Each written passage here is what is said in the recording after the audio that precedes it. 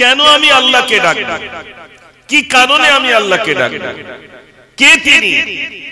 আল্লাহ রাব্বুল আলামিন যার নিজের পরিচয়টা তিনি নিজে দিয়ে দিয়েছেন ওই সূরা ইখলাস, অর্থাৎ আমরা যেটা বলি কুল হুয়াল্লাহু আহাদ, কুল সূরা বলি পরিচিতি আমরা, কুল হুয়াল্লাহু আহাদ আল্লাহুস সামাদ লাম ইয়ালিদ ওয়া লাম ইউলাদ ওয়া লাম ইয়াকুল লাহু কুফুয়ান আহাদ।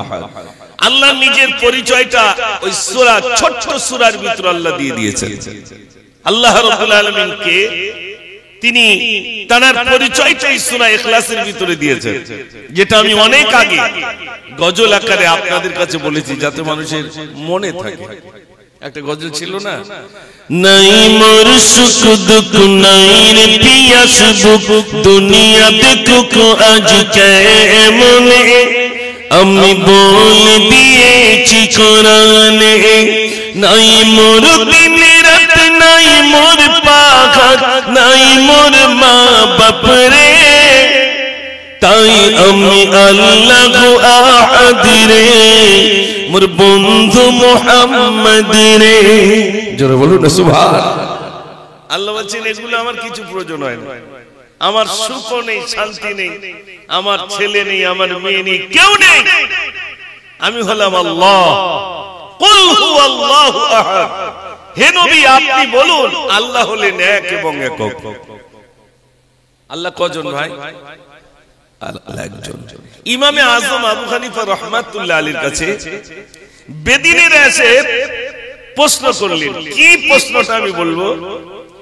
এক পক্ষ বলছে আল্লাহ নাই, আর এক পক্ষ বলছে আল্লাহ আছে। আমাদের ভিতরে কিছু কিছু এখন বলো নাস্তিক শুরু হয়ে গেছে, নাস্তিক আছে বলে বাদ দাও দিন ওসব কিছু নেই, বলে না বলে না বলে। তো সে যুগেও এক পক্ষ বলছে আল্লাহ আছেন আর এক পক্ষ বলছে আল্লাহ নাই। তো কি হবে? এটা বাহাজ হবে। কোথায় বাহাজ হবে? মনে করুন আমাদের এই শিরিষতলা বলি আর খড়মপুর বলি আর আমাদের 4 নম্বর চৈতল বলি, যেখানে ওখানে বাহাজ হবে। সেখানে জানারা বলছেন আল্লাহ নাই, তানাদের পুস্তক এনে প্রমাণ করে দেখাবে আল্লাহ নাই, আর জানারা বলছেন আল্লাহ আছেন, তানাদের কিতাব এনে প্রমাণ করে দেখাবেন আল্লাহ আছেন। আচ্ছা বলুন, এরকম বাহাজে লোক সংখ্যা বাড়বে না কমবে? মানুষ বেশি আসবে। এক পক্ষ বলছে আল্লাহ নেই আর এক পক্ষ বলছেন আল্লাহ আছেন। বাহাজ হবে। সেই বাহাজে বহু জ্ঞানী ব্যক্তি তানার উপস্থিত হবে।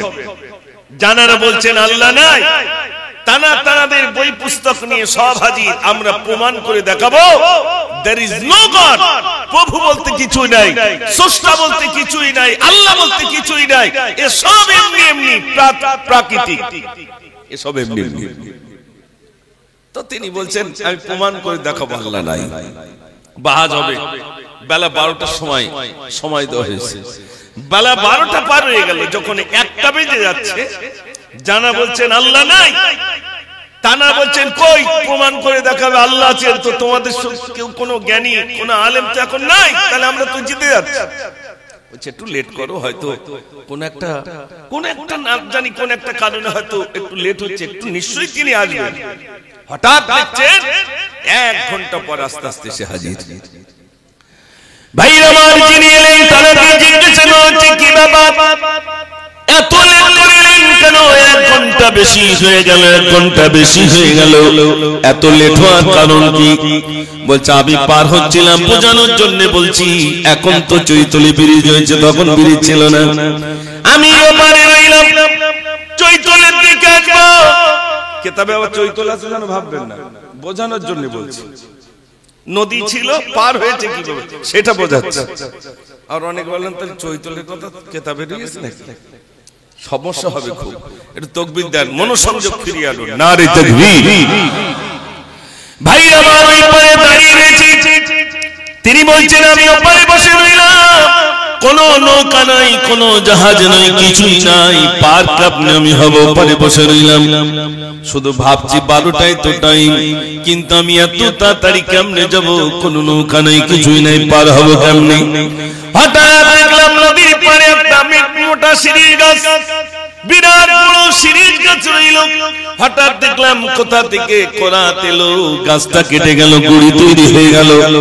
আমি নজর করে দেখলাম কোথা থেকে কোরাত এলো, এবার তক্তা হতে শুরু হয়ে গেল।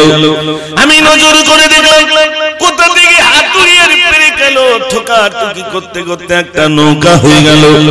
ওই নৌকায় কোনো মাঝি নাই, কেউ নাই। নৌকাটা আমার কাছে এলো, আমি উঠলাম, নৌকাটা আমাকে পার করে দিল। অর্থাৎ মালঞ্চ থেকে চৈতল আমাকে দিয়ে দিল। এই কথা যেই না বললেন, বলছে চল ফিরে যাই, লোকের সঙ্গে বাহাজ করে লাভ নাই। কেন আমার সঙ্গে বাহাজ করবে না? একটা গাছ কেমনি এমনি কাটতে পারে? মিস্ত্রি বিহীন কি নৌকা তৈরি হতে পারে? মিস্ত্রি বিহীন তক্তা কি তৈরি হতে পারে? মাঝি বিহীন নৌকাটা কি পার থেকে ওপারে যেতে পারে?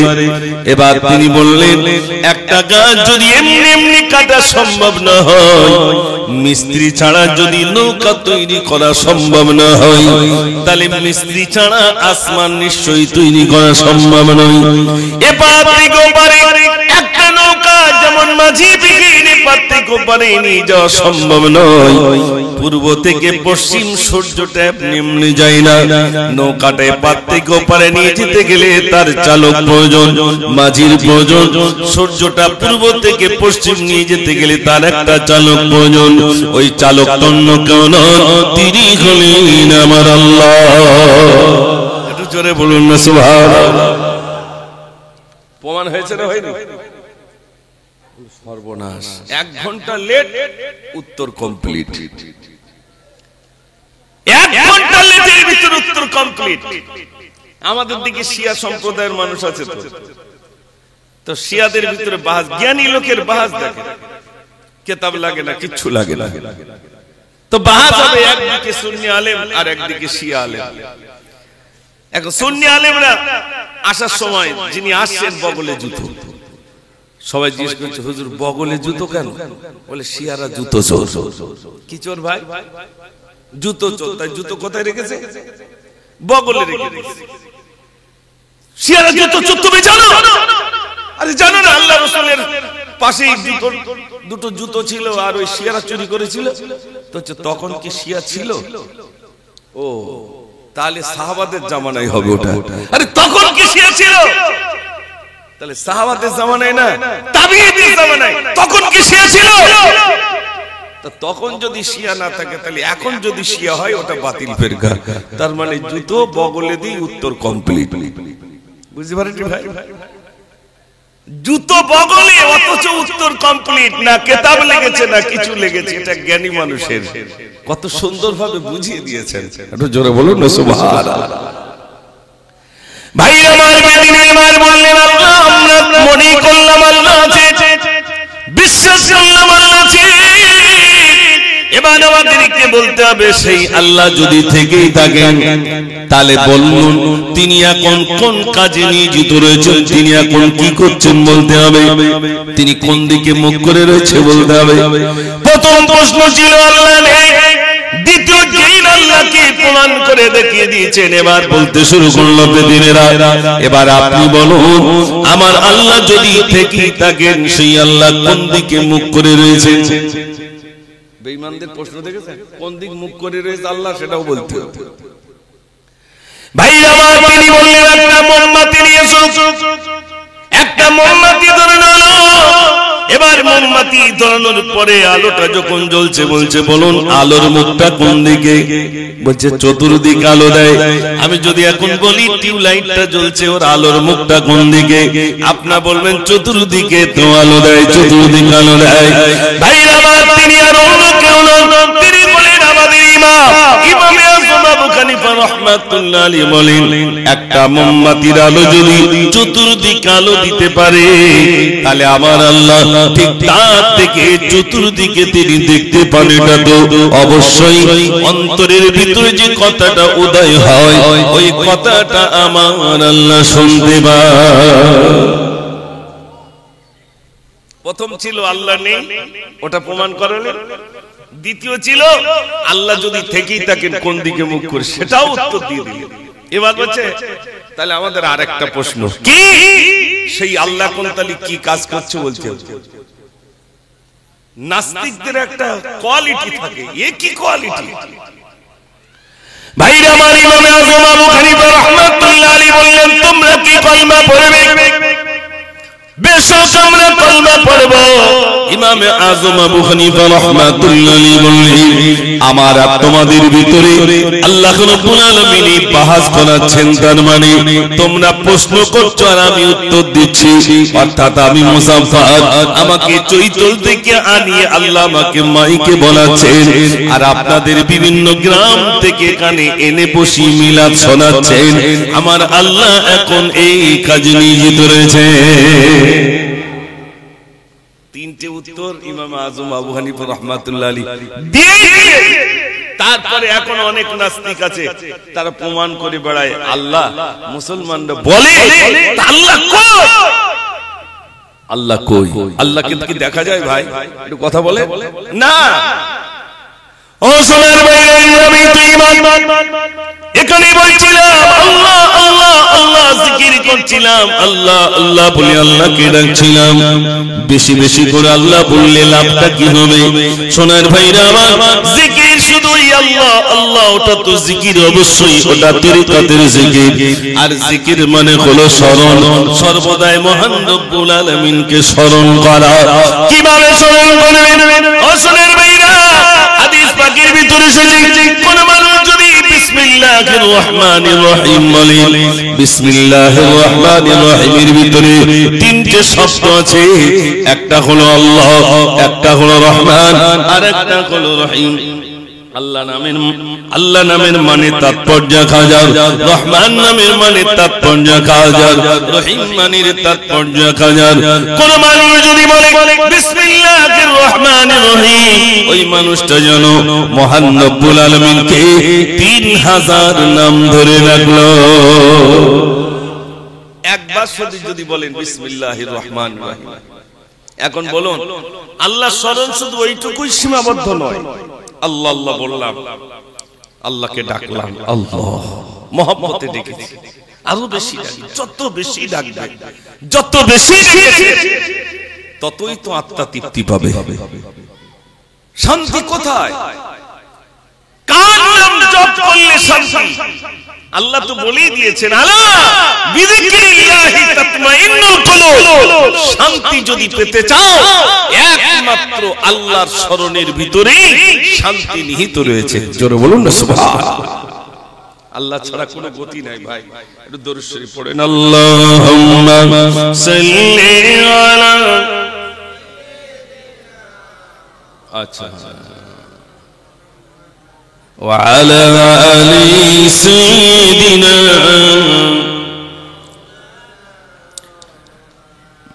মাশাআল্লাহ, আমি গত বছর কি মিলাদ করেছি ভাইদের মনে আছে। এখন তারপর থেকেই আর কি বলতে হবে, বলবো ইনশাআল্লাহ। তবে শুরুটা যখন করেছি, ও বলতে বেশি সময় লাগবে না ইনশাআল্লাহ। মানে অল্প সময়ের ভিতরে উত্তরটা দিয়ে দেবো। মানে সেই ছোট বাচ্চা আর মেয়ে, মানে বাপ বলেছিল, মা বলেছিল ছেলে আমার না, আর ছেলে বলেছিল ওটা আমার মা। এই ঘটনাকে কেন্দ্র করে ইনশাআল্লাহ শোনাবো। কিন্তু কোনটা কোন গল্পটা বলছিলাম? আল্লাহ। আগে আল্লাহ আছেন কিনা এটা আপনাদের কাছে প্রমাণ করায়। আল্লাহ তো বলেই দিয়েছেন, রাসূল করিম সাল্লাল্লাহু আলাইহি সাল্লামের কাছে বেদিনেরা প্রশ্ন করলে, মুহাম্মদ সাল্লাল্লাহু আলাইহি সাল্লাম আল্লাহকে কেন্দ্র করে তিনি কজন? অনেক প্রশ্ন। আল্লাহ রাসূল সাল্লাল্লাহু আলাইহি সাল্লামের উপর আল্লাহ ওহী নাযিল করলেন, হাবিব ওদেরকে বলে দেন, কুল হুয়াল্লাহু আহাদ। হে নবী, আপনি বলুন আল্লাহ হলেন এক এবং একক। জোরে বলুন না সুবহানাল্লাহ। রাসূল করিম সাল্লাল্লাহু আলাইহি সাল্লাম বেদিনের কাছে তার উত্তরটা দিয়েছেন। তাই আমি গজলের ভিতর লিখেছিলাম, তোমরা বলতে পারো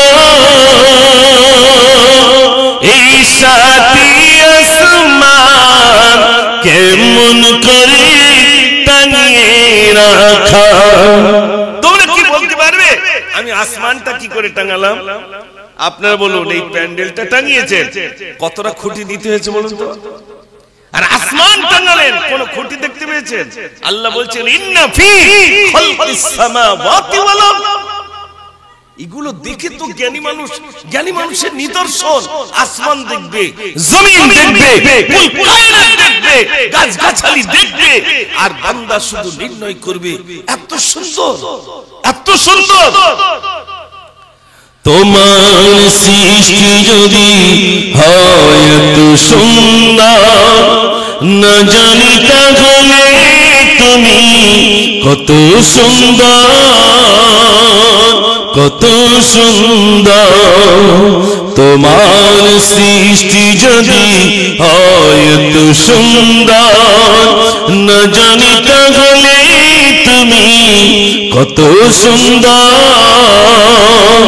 কত সুন্দর। যে পাখি পালিয়ে গেল শুধু রে, যে নদী হারিয়ে গেল তেপান্তরে, সেই পাখি সেই নদী যদি হয় এত সুন্দর, না জানি তাহলে তুমি কত সুন্দর, কত সুন্দর। জোরে বলুন না সুবহানাল্লাহ। যিনি সৃষ্টি করেছেন, জানা সৃষ্টি এত সুন্দর, না জানি তিনি কত সুন্দর। আসমান তৈরি করলেন, তারপরে কি করলেন? এই আসমান কোলে সুন্দর চন্দ্র সূর্য কি পাওনা দেখা, আমি কত মেঘরাতে পানি। জোরে বলবেন না সুবহানাল্লাহ। আজকে পানি হয়েছে তো? আচ্ছা, আমাদের যেরকম কিছু মন্ত্রী আছে, কেউ আছে আপনার রেল মন্ত্রী আছে না, নাই খাদ্য মন্ত্রী, আল্লাহর কিছু মন্ত্রী আছে। এই পানি দেওয়ার দায়িত্ব কার বলেন তো? এই সর্বনাশ করেছে খাদ্য মন্ত্রী, চিনি ভালো। এই দেখেন, আল্লাহর কিছু মন্ত্রী বলতে বোঝানোর জন্য বলছি, 4 জন মাশহুর ফেরেশতা আছে, 4 জনের দায়িত্ব আছে। একজনের নাম হযরতে ইসরাফিল, একজন মিকাইল, হযরতে আজরাইল, আরেকজনের নাম কি মনে নাই? না না, ইসরাফিল, আজরাইল, মিকাইল আর জিবরাইল। হযরতে জিবরিল আমিন আলাইহিস সালাতু ওয়াস সালাম, তিনি ওহী আনেন আল্লাহ রাসূলের কাছে, নবীদের কাছে তিনি ওহী বার্তাবাহক। আল্লাহ তাআলাকে এই কাজে নিয়োজিত রেখেছেন। হযরত ইসরাফিল আলাইহিস সালাতু ওয়াস সালাম, তিনি সিংহায় মুখ দিয়ে রেখেছেন। আল্লাহ যখন বলবেন তিনি ফুৎকার করবেন, শুরু হয়ে যাবে। তারপরে হযরত মিকাইল আলাইহিস সালাতু ওয়াস সালাম, আল্লাহ ওনার দায়িত্ব দিয়েছেন পানি। আজকে কি হয়েছে ভাই? পানি হয়েছে। তাহলে দায়িত্বটা কার? হযরত মিকাইল আলাইহিস সালাতু ওয়াস সালাম। আরেকজন সবাই চেনে, মানে চেনে বলতে নাম জানে, আসবে জানখানা ছেড়ে দিয়ে চলে যাবে। ওই ফেরেশতার নাম কি? আরে জোরে বলে। এইটা কিন্তু সবাই নাম জানে, যদি আসে সর্বনাশ। আর 3 জনের কথা মনে নেই, কিন্তু 4 জন, হযরত ইসরাফিল আলাইহিস সালাতু ওয়াস সালাম, হযরত মিকাইল আলাইহিস সালাতু ওয়াস সালাম, হযরত জিবরিল আমিন আলাইহিস সালাতু ওয়াস সালাম, হযরত আজরাইল আলাইহিস সালাতু ওয়াস সালাম। আমি শোনাবো, আল্লাহ পাক আসমান তৈরি করলেন, জমিন তৈরি করলেন, কুল কায়নাত তৈরি করলেন। আল্লাহ শোনাচ্ছেন, বান্দা আমি মেঘমালা সৃষ্টি করেছি, আবার পানি বর্ষণ করি, আমি হলাম আল্লাহ সুবহানাহু ওয়া তাআলা। একটু জোরে বলুন না সুবহানাল্লাহ। এটা দেখলেন, আল্লাহ এবার শোনাচ্ছে, বান্দা দেখো, এটা তো তুমি দেখেছো, এবার দেখো জমিনটাকে কি রূপে বানালাম। আমি তোমাদের তরে বিছানা করে রেখেছি, দেখো এই জমিন। জমিনটা তোমাদের জন্য বিছানা বানালাম। জোরে বলবেন না সুবহানাল্লাহ। জমিন বিছানা, সেই জমিনকে কেন্দ্র করে আজ বাপ বেটায় মারপিট হচ্ছে, হচ্ছে না? হচ্ছে না? ভাই ভাই মারপিট। আমি নিয়ে এসেছে ঠেলে যেন আমার দিকে এক দিকে না আসে। চাচা যদি জল আপনার ওই মাঠে যায়, এখন তো সব জলকার হয়ে গেছে, কার জমি কোথায় আছে অনেক ছেলেরাও জানে না। কিন্তু যখন ধানের জমি ছিল, প্রথম কি কোনটা ছাটে বলুন তো ভাই? আর প্রথম কি আল ছাড়ছে। ইনি যদি এক কোদাল এদিক মারে, ও চাচা রেগে যায়, বলে আমি এমন ছাড়বো যেন ওর মধ্যে না আর কেউ হাঁটতে পারে। তার মানে কি, যদি একদিকে আসে জমিন, আল্লাহ বলছে তোমাদের জন্য বিছানা বানালাম। বিছানা কত সম্পদ, কত তরিকা আজ পর্যন্ত রয়েছে যেখানে বটগাছ হয়ে আছে। আল্লাহ বলছেন এই জমিন তোমাদের জন্য বিছানা বানালাম। বাপ বেটায় মারপিটেই তো আমাদের মানে পার্টি অফিস একেবারে চৈতলে, সর্বদাই সেখানে বিচার হচ্ছে জমি জায়গা। হচ্ছে না ভাই? সর্বদাই বাপ ছেলের বিরুদ্ধে মামলা করেছে পঞ্চায়েতে, ছেলে বাপের বিরুদ্ধে পঞ্চায়েত আপিল করেছে, আমার বাপ আমাকে জমি জায়গা থেকে বঞ্চিত করেছে। সঙ্গে সঙ্গে একটা চিঠি লিখে দিল, একেবারে বাপের কাছে এসে আছে। ভাই আমার বুড়ো হয়ে গেল, এমন সময় চিঠি নেই, বিবিকে ডাক দিয়ে বলে, বিবি তুমি কি জানো তোমার ছেলে আমার বিরুদ্ধে মামলা দায়ের করেছে। কি হয়েছে স্বামী? বলছি দেখো পঞ্চায়েতের প্রধান আমার কাছে চিঠি বানিয়েছে, 2 দিনের ভিতরে কিন্তু পঞ্চায়েতে হাজির দেওয়া লাগবে, বিচার হবে। ভাইরা আমার একদিকে ছেলে বসা, একদিকে বাপ বসা, আর প্রধান সাহেব মাঝখানে বসলেন। এবার জিজ্ঞাসা করলেন, জিজ্ঞাসা করছে তোমার জমি কত বিঘা? বলছে আমার 10 বিঘা জমি। 10 বিঘা জমি বুড়ো মানুষ কি করবে? তোমার ছেলে জন্ম দিয়েছো 1 বিঘে কি 2 বিঘে জমি দিতে হয়, এটা কি তোমার জানা নাই? ছেলে জন্ম দিয়েছো কিছু দেবে না মানে 8 বিঘে জমি ছেলেকে দিয়ে দাও, আর 1 বিঘে 2 বিঘে জমির মালিক তুমি হয়ে যাও, আর জমি জায়গা কি করবে সব ছেলেকে দিয়ে দাও। 8 বিঘে জমির মালিক হয়ে গেল ছেলে। বুড়ো বাড়িতে চলে গেল, বিবিকে ডাক দিয়ে বলছে, বিবি শোনো শোনো, পঞ্চায়েতে বিচার হয়ে গেল, 10 বিঘে জমির ভিতরে 8 বিঘে জমি ছেলেকে দিয়ে দিতে হবে। 10 বিঘে কেন সত্য সেই বলে, কিন্তু আমাকে এমন ভাবে আমার ছেলে আমার পঞ্চায়েত অপমানিত করলো, অপদস্থ করলো। ও বিবি আমাদের আর খাওয়া দাওয়া দেবে না, তোমাকে ছোট্টবেলায় বিয়ে করে নিয়েছিলাম, আজ থেকে আমার তুমি রান্না বান্না শুরু করো। ভাইরা আমার মা আর বাপ আলাদা হয়ে গেল, আর ছেলে তার বউ নিয়ে এসে আলাদা হয়ে সংসার করতে শুরু করলো। ছেলের সঙ্গে বাপের কোনো সম্পর্ক নাই, শুধু জমি নিয়ে ছেলের সঙ্গে বাপের কোনো সম্পর্ক নাই। ভাইরা আমার ছেলেটা একদিনের তরে মাকে মা বলে রাখে না, আব্বাকে আব্বা বলে রাখে না। 1 বছর নয়, 2 বছর নয়, 10 বছর হয়ে গেল, বাপ আর বেটার কোনো সম্পর্ক নাই। কারণটা কি ছিল? বাপ একদিকে, বাপ আর ছেলে আর একদিকে। সে এখন আলাদা, ও আলাদা, কোন সম্পর্ক নাই। ছেলেটাকে আমি বলো চৈতলের কথা বলতেছি, এসব অন্য জায়গার কথা, আমার এখানে তো সব ভালো, আলহামদুলিল্লাহ। ও ভাই একটু শোনেন, কষ্ট হচ্ছে না তো আপনাদের? তো বিদ্যান দেখি না রে তাকবীর, গজল আর শোনাবো ইনশাআল্লাহ। শোনেন ও ভাইরা, মনে সবাই চলে গেল, ছেলে অসুস্থ হয়ে গেল, হসপিটালের বেডে শুয়ে বাজার করতে গেছে। সকালবেলা গায়ের কিছু মানুষ বলছে, তুমি কি সংবাদ রেখেছো তোমার সেই ছেলেটা কিন্তু হসপিটালের বেডে শুয়ে, তুমি অন্তত একবার তোমার যাওয়ার দরকার ছিল। এই আমার বাপ বাড়িতে এসে তুমি কি বলে, তুমি শোনো শোনো, একমাত্র ছেলে তোমার কি মনে আছে? ওই ছোট্ট ছেলেটা একটা সময় একেবারে যখন ছোট ছিল, আমি গভীর রাতে বাড়িতে এসেছিলাম, এত জ্বর তোমার হাতটা দিয়ে আমার হাতটা নিয়ে বাচ্চার কপালে দিয়েছিলে। আমি ছেলের মহাপ্রভু এত জ্বরে থাকতে না পেরে ছুটে ছুটে ডাক্তারের কাছে গিয়েছিলাম। ডাক্তার বাবু যদিও আমার বাড়িতে এলেন, এমন সময় ডাক্তার দেখে বলছে, তাড়াতাড়ি করে হসপিটালে নিয়ে যাও।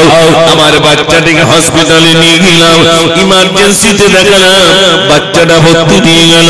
আমি উপর থেকে যখন নিচে এলাম, তুমি আমাকে আমার দিকে তাকিয়ে বলছিলে, স্বামী গো পায়ে রক্ত জমাট বেঁধে গেছে কেন? আমি তো জানি না।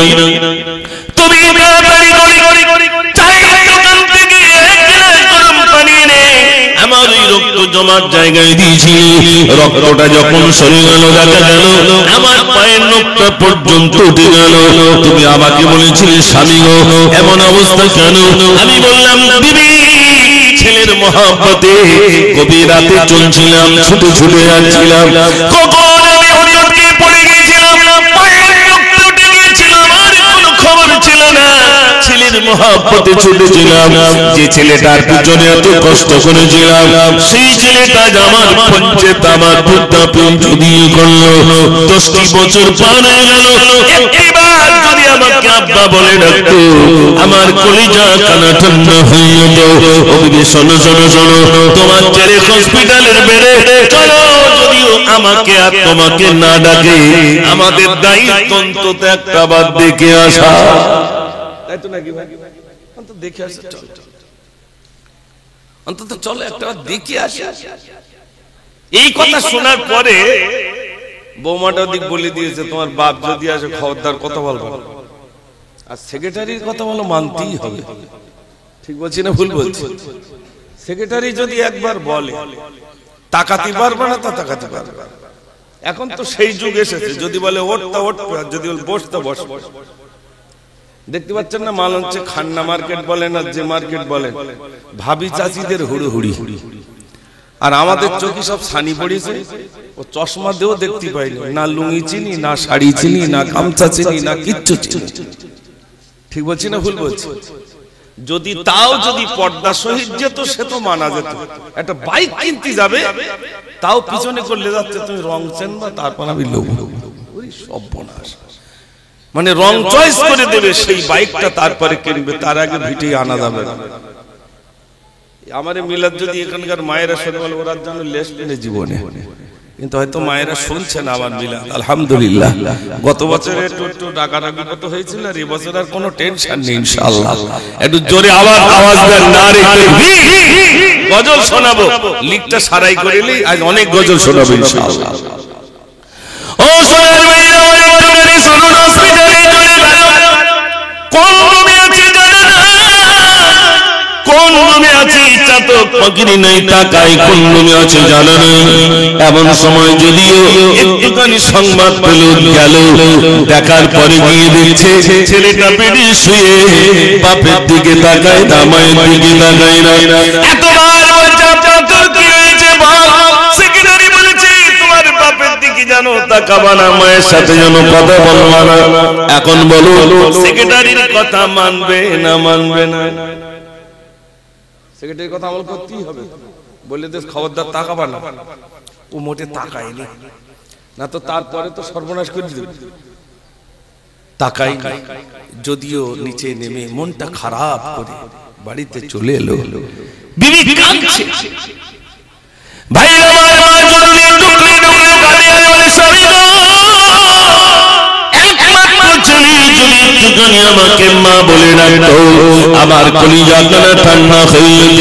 ও আমার স্বামী, আমার একমাত্র ছেলে হসপিটালের বেডে শুয়ে, ওকে দেখতে গেলাম, মুখটা বারে বারে ঘুরিয়ে দেয়, শরীরে হাত বোলালাম, একবারও মা বলে ডাকলো না, একবার তোমাকে আব্বা বলে ডাকলো না। কাঁদতে কাঁদতে যদিও বাড়িতে চলে এলো, ভাইরা আমার কিছুদিন পরে ডাক্তারে না বৈঠক করলো, তোমার ছেলে, তোমাদের এই ছেলেটাকে তোমরা বাড়ি নিয়ে যাও, তোমাদের পেশেন্টকে তোমরা বাড়ি নিয়ে যাও, এমন একটা রোগে আক্রান্ত হয়েছে, আমাদের আর সম্ভব নয়, আমরা তাকে একেবারে ছুটি দিয়ে দিলাম, যে কটা দিন বাঁচি বাড়িতে গিয়ে খাওয়া দাও, আর হয়তো হবে না হবে না।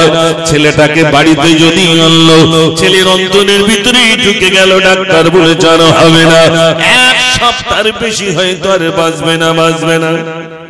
বাড়িতে নিয়ে চলে এলো, বাপের গায়ে সংসার দিল। তুমি কি জানো, তোমার ছেলে হসপিটালের বেডে শুয়েছিল, ওই ছেলে আবার বাড়ি আনা হয়েছে, ডাক্তার ফিরিয়ে দিয়েছে, এমন একটা রোগে আক্রান্ত হয়েছে, ডাক্তার আর বলেছে হবে না হবে না, 1 সপ্তাহ সময় দিয়েছে, আর হবে না হবে না।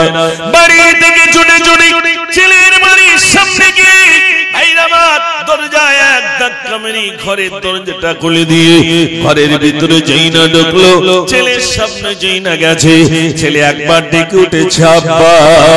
10 বছর পরে ছেলের জবান থেকে আব্বা বল শুনে আব্বার সহ্য না করতেই পেরে ভাইরা আমার বেহুশ হয়ে পড়ে গেলেন, মাথায় পানি দেওয়া হলো, যদিও সুস্থ হয়ে গেলেন। ভাইরা আবার সুস্থ হওয়ার পরে বলছে বৌমা তাড়াতাড়ি কোন একটা নামাজের পানি দাও। নামাজের পানি নিয়ে আল্লাহর কাছে কাঁদছে, বলছো গো আল্লাহ, আল্লাহ তুমি তো বলেছো তোমার প্যারা নবীর জবানে কথা শোনা। তিনি বলেছেন হাদিস শরীফে তার বর্ণনা রয়েছে, যদি কোনো বাপ আর মা সন্তানের জন্য দোয়া করে বিদ্যুতের থেকে আরো দ্রুত গতিতে কবুল হয়ে যায়। জোরে বলুন না সুবহানাল্লাহ। বাপ আঞ্চের বলছো গো আল্লাহ, তুমি যদি অসুস্থ করে দাও, দুনিয়ার কারোর ক্ষমতা নাই সুস্থ করে দেওয়ার। তুমি যদি সুস্থ করে দাও, দুনিয়ার কারোর ক্ষমতা নাই অসুস্থ করে দেওয়ার। ওগো রব্বুল আলামিন আল্লাহ, আমি তার বাপ হিসাবে আমি ক্ষমা করে দিলাম। আমাকে যে আব্বা বলে ডাকিনি বলে, কিন্তু আমার সন্তান আমি বাপ হিসাবে তাকে ক্ষমা করে দিলাম। মা হিসেবে বলছো গো আল্লাহ, আমি ক্ষমা করে দিলাম, আমার ছেলেটাকে আমি ক্ষমা করে দিলাম। সোনার ভাইরা আমার, যে ছেলেটা ডাক্তার ফিরিয়ে দিয়েছিল এক সপ্তাহের বেশি বাঁচবে না, দেখা গেল বাপ মায়ের দোয়াতে ওই সন্তানটা বরন্ত বিয়াতে বেঁচে রয়েছে। একটু জোরে বলুন না সুবহানাল্লাহ। একটু জোরে বলা যাবে না সুবহানাল্লাহ। ও সোনার ভাইরা দেখেন, মুরব্বি বাপ আর মায়ের এত দোয়া আল্লাহ রাব্বুল আলামিন কবুল করে। হযরত আলকামা মৃত্যু শয্যায় শায়িত, মৃত্যু শয্যায় যখন শায়িত, ভাইরা আবার সাহাবায়ে কেরাম আজমাইন হযরত আলকামার কাছে এসে বলছেন, বলো লা ইলাহা ইল্লাল্লাহ মুহাম্মাদুর রাসূলুল্লাহ, কিন্তু কলমাটা জবানে আসে না, কলমা জবানে আসে না। এত তাদের পিছনে সবাই বলছেন আপনি কলমা পড়ুন, কলমা জবানে আসে না। আল্লাহর নবীর কাছে এসে বলছেন, ইয়া রাসূলুল্লাহ, আলকামার ইন্তেকাল অবস্থায়, অর্থাৎ ইন্তেকালের মুহূর্তে তার মৃত্যু শয্যা, অর্থাৎ তার জাকান্দানি শুরু হয়ে গেছে। আমরা তাকে কলমা পড়াই, কোন অবস্থাতেই তার কলমা নসিব হয় না। আল্লাহর নবী বললেন, ওর মা কি জীবিত আছে? ইয়া রাসূলুল্লাহ, জানি না, তাড়াতাড়ি করে খোঁজ করে দেখো। মায়ের সংবাদ পেয়েছেন, ইয়া রাসূলুল্লাহ, মা জীবিত রয়েছে। আল্লাহর নবী বললেন, ওর মাকে তোমরা ডেকে নিয়ে এসো। মাকে ডেকে আনা হলো। আল্লাহর নবী বললেন, ও আলকামারের মা, আলকামারকে তুমি ক্ষমা করে দাও। মা বললেন, ইয়া রাসূলুল্লাহ, আমার ছেলে আমাকে এত কষ্ট দিয়েছি, আমার ছেলেকে আমি ক্ষমা করতে পারি না। আল্লাহর নবী বললেন, যতক্ষণ ক্ষমা না করবে ততক্ষণ জবানে তার কলমা আসবে না। কি ক্ষমা না করলে কলমা আসবে না ভাই? মা আর আমাদের তো বাড়িতে বের করে দিচ্ছে, বেরো, তুমি তোমার মতো খাও, আমি আমার মতো খাবো। মনে করছো সে কোনো ব্যাপার না। আমি গজলগুলো এমনি লিখিনি ভাই। মায়ের কদম চুমে নিলে খোদার রকম হতো। জোরে বলো না সুবহানাল্লাহ।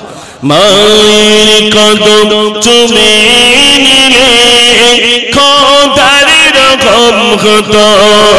ফুলের সুবাস যত হবে না মায়ের মতো। মায়ের কদম চুমে নিলে খোদার রকম হতো। জান্নাত পেতে যদি চাও দিও না মাকে ব্যথা। গর্ব ধারণ যন্ত্রণা মায়ের দিলে গাথা। কোথায় গেলে পাবো বলো, পাবো বলো আমার মায়ের মতো। মায়ের কদম চুমে নিলে খোদার রকম হতো। নারী তাকবীর। হযরত আলকামার কলমা জবানে আসছে না। আল্লাহ রাসূল বলছেন, আলকামারের মা, আলকামারকে ক্ষমা করে দাও। ভাইরা, আলকামারের মা বললেন, ইয়া রাসূলুল্লাহ, আমাকে এত কষ্ট দিয়েছে, আমাকে এত কষ্ট দিয়েছে, আমার ছেলেকে আমি ক্ষমা করতে পারি না। আল্লাহর নবী বললেন তাহলে এক কাজ করো আমার সাহাবারে, তোমরা জঙ্গল থেকে কিছু কাঠ নিয়ে যাও, ওই কাঠগুলো এনে তোমরা আলকামারকে জীবিত অবস্থায় জ্বালিয়ে দাও। মা বললেন ইয়া রাসূলুল্লাহ, আমার ছেলে আমার সামনে জ্বালিয়ে দেবেন, আমি মা সহ্য করতে পারবো না। আমার সামনে আমার ছেলেকে জ্বালিয়ে দেবেন, আমি মা কেমনে সহ্য করব? আল্লাহর নবী বললেন আলকামারের মা, তাহলে তো আলকামা জাহান্নামে চলে যাবে, জাহান্নামের আগুনে জ্বলবে, তুমি কেমনে সহ্য করবে? আলকামার বেঈমান হয়ে মারা যাবে, জাহান্নামের আগুনে জ্বলবে, তখন তুমি কেমন করে সহ্য করবে? এটা তো দুনিয়ার আগুন, দুনিয়ার আগুন থেকে জাহান্নামের আগুন 70 গুণ বেশি হয়ে যাবে, সেদিন তুমি কেমন করে সহ্য করবে? আলকামারের মা বললেন ইয়া রাসূলুল্লাহ, আমার আলকামা জামার কাছে অন্যায় করেছে, আমি মা তাকে ক্ষমা করে দিলাম। যেই মা বললেন আমি ক্ষমা করে দিলাম, আলকামারের জবান থেকে সঙ্গে সঙ্গে কলমাটা নসিব হয়ে গেল।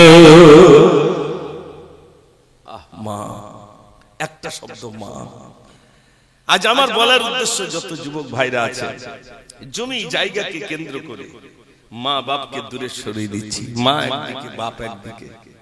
মনে রাখতে হবে বাপ আর মা এমন একটা সম্পদ, জানার আছে তিনি জানেন, জানার নাই তিনি এখন বুঝতে পারছেন বাপ মা কি জিনিস। এই জন্য ভাই বাপ মা একটু শুধু দোয়া করে দেবে, বেশ সন্তানের জন্য যথেষ্ট, সন্তানের জন্য যথেষ্ট বাপ মায়ের দোয়া। আল্লাহ রাব্বুল আলামিন বিদ্যুতের থেকে আরো দ্রুত গতিতে বাপ মায়ের দোয়া সন্তানের জন্য কবুল হয়ে যায়। জোরে বলুন না সুবহানাল্লাহ। আমার যত যুবক ভাইরা আছে, যদি সম্ভব হয় মায়ের কদম ধরে ক্ষমা চেয়ে নেবেন। আমাদের দিক ক্ষমা চায়, শাশুড়িটা মরে গেছে, তা সবাই বৌমার বলতেছে এই দেখো তো তোর শাশুড়ির তো তুই খুব কষ্ট দিছিস, তো এইবার একটু ক্ষমা চেয়ে। কখন বলেন তো ভাই? মরিয়ে যাওয়ার পর এবার একটু ক্ষমা চেয়ে। তখন পাত ধারে গিয়ে হাত দুটো লম্বা করে বল, আমি যা ভুল করিস ক্ষমা করে দিও। শাশুড়ি বলতে যদি আমি একটু বেঁচে থাকতাম, পাটা কোন জায়গায় একটু বুঝতে পারতিস, শুধু মরিয়ে গেছি বলে তুই ক্ষমা চাচ্ছিস। আর বৌমাও বুঝেছে ও যতদিন না মারবে ক্ষমা চাবো, মরিয়ে যাওয়ার পরে ক্ষমা চাবো, তাই যাই হবে, ও তো ঠ্যাং টানতে পারবে না। মরে যাওয়ার পরে এইবারে পাত ধারে ছেলেও গেছে, আর বৌমাটা গিয়ে বলতে তুমি একটু ক্ষমা চেয়েলাম না, তো আর কি হবে তার ঠিক নেই, গ্রামের লোক কি বলতে কি বলবে না, যে বাপটা মরে গেল তো একটু ক্ষমা চাই না।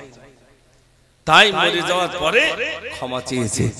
জানাজা পড়তে নিয়ে যাবে, ছেলে টুপি নি, তা বউটার বলতে টুপি তো বাড়ি নেই, আচ্ছা নামাজ না পড়লে তুই বাড়ি থাকে না, তো সে রুমালটা দাও, একটা রুমাল বের করেছে কোন রকমে কানের গোড়ায় গুজে, এবার খাটিয়া ধরে যাচ্ছে, আর হুজুর শুধু বলছে হুজুর একটু কায়দা করে দোয়া করে দিও।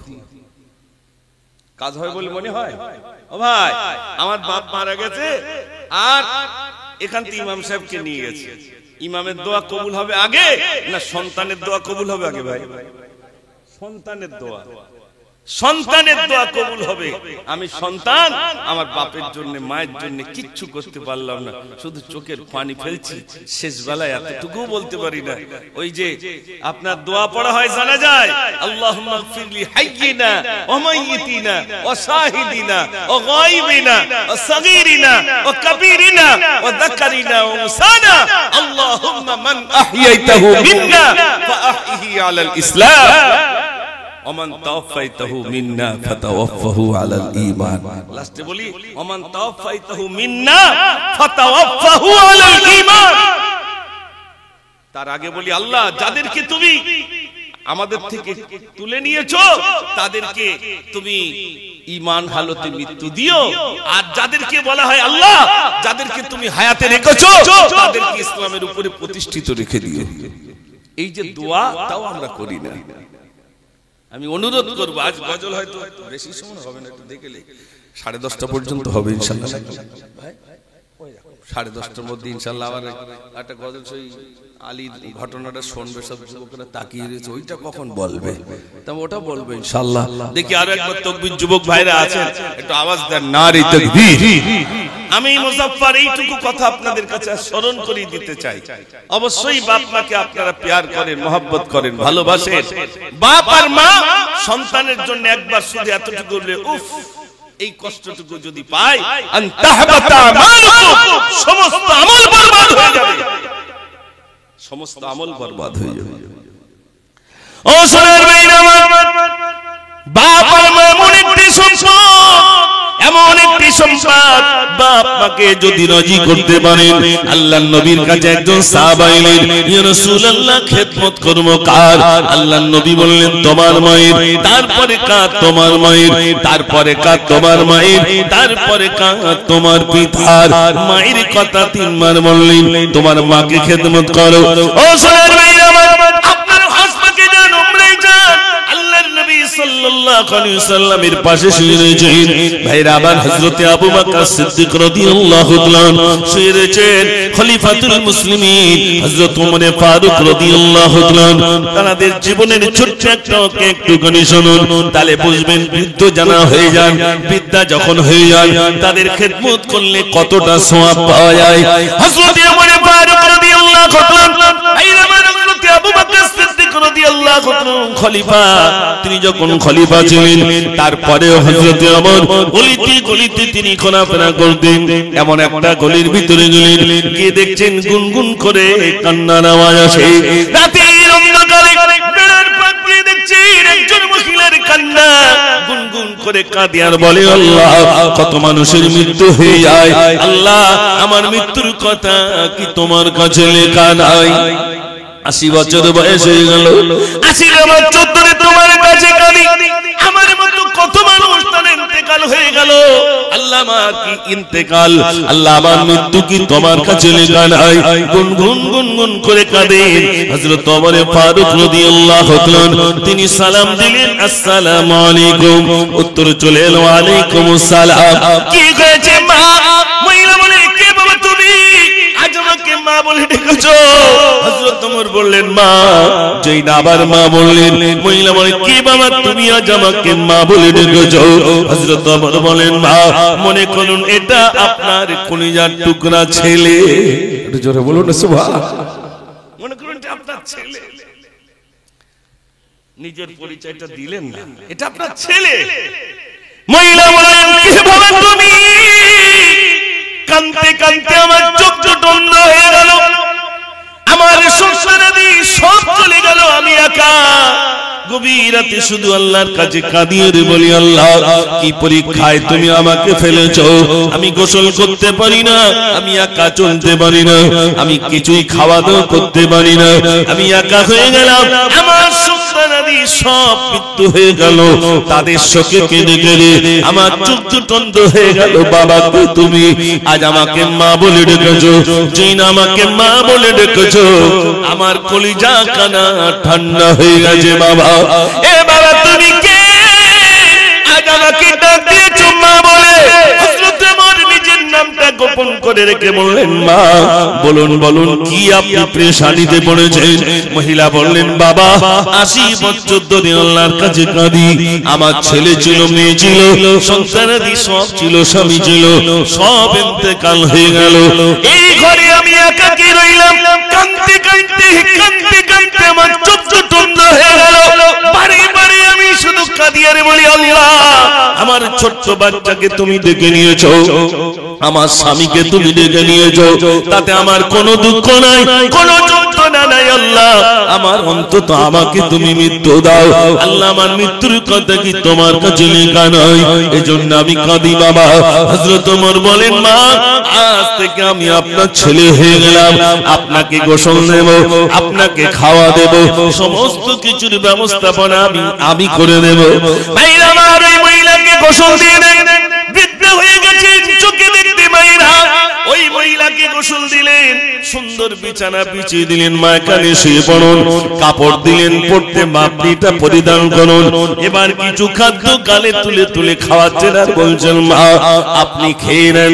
আর কিছু খাদ্য বালিশের পাশে রেখে গেলাম, ক্ষুধা পেলে আপনি খেয়ে নেবেন, আমি আবার পথ দিনে আসবো।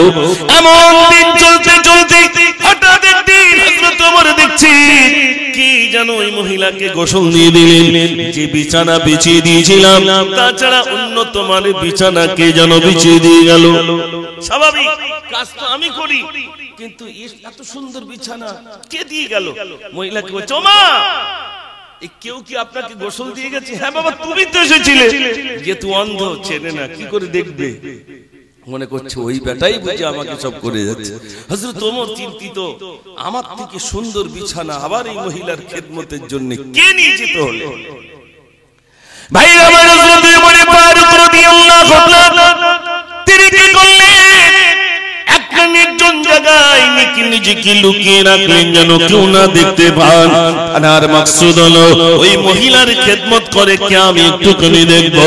হঠাৎ দেখলেন এক ব্যক্তি এলেন, ওই মহিলাকে গোসল দিলেন, সুন্দর বিছানা বিছিয়ে দিলেন, খাওয়ার ব্যবস্থাপনা করে দিলেন। এবার যখন ফিরে আসেন, হযরত ওমর রাস্তায় দাঁড়িয়ে দুটো হাত লম্বা করে বলছে, দাঁড়িয়ে যান, দাঁড়িয়ে যান, দাঁড়িয়ে যান। আমি এই মহিলার খেদমত করছিলাম, আমি এই মহিলাকে গোসল দিচ্ছিলাম, আমি এই মহিলার খাওয়া দাওয়ার ব্যবস্থা করেছিলাম, আপনি আবার কিসের জন্য এলেন? তিনি বললেন, ওমর তুমি যদি এই মহিলার খেদমত করে জান্নাতের টিকিট সংগ্রহ করতে পারো, বলো বলো বলো, আমি আবু বকর আমি কই মহিলার খেদমত করে আমি কি জান্নাতের টিকিট সংগ্রহ করতে পারি না? একটু জোরে বলুন না সুবহানাল্লাহ। একজন বৃদ্ধার খেদমত করে জান্নাতের টিকিট সংগ্রহ করছে, আর আমরা বৃদ্ধাদেরকে দূর করে দিয়ে জাহান্নামের টিকিট সংগ্রহ করছি। আমার সোনার ভাইরা, গজল তো বলবো ইনশাআল্লাহ। আজ হয়তো একটু গজল কম হচ্ছে, আপনাদের কষ্ট হচ্ছে নাকি? যেহেতু 3 দিন ধরে হবে, তো আমি যাই বলি, যাই মিলাদ করি, সব হবে না, বলতো গজলটা আগে বলো, এই জন্য বলবো ইনশাআল্লাহ। আর আমি আলোচনা বেশি দূর নিয়ে যাব না। যত ভাইরা আছেন, যে সমস্ত ভাইরা আছেন, মা যদি হায়াতে থাকে, আব্বা যদি হায়াতে থাকে, কষ্ট দেবেন না, প্যার করুন, মহব্বত করুন, যতটুকু ভালোবাসা যায় ততটুকু অন্তত বাপ আর মাকে দেখবেন। আসলে আমাদের অবস্থাটা এমন পর্যায়ে চলে গেছে, এমন পর্যায়ে পৌঁছে গেছে যে আমরা শয়তানের ওয়াসওয়াসায় পড়ে আমরা অনেক নোংরা কাজ করে ফেলি। তার জন্য আল্লাহর কাছে আমাদেরকে তওবা করা লাগবে, বেশি বেশি তওবা করুন। বাপ মার জন্য কোথাও যাচ্ছেন, একটু মাটাকে বলে যান, মা আমি অমুক জায়গায় যাচ্ছি, অন্তত মাকে একটু বলে যান। না না কতক্ষণ হয় না, হ্যাঁ না, আবার 11:30 সব বোনের 9টাতে 2.5 ঘন্টা করে বলি, একটু এখানকার জন্য একটু ধলতা বেশি করে দিলাম ইনশাআল্লাহ। জি, একটু দরুদ শরীফ আল্লাহুম্মা সাল্লি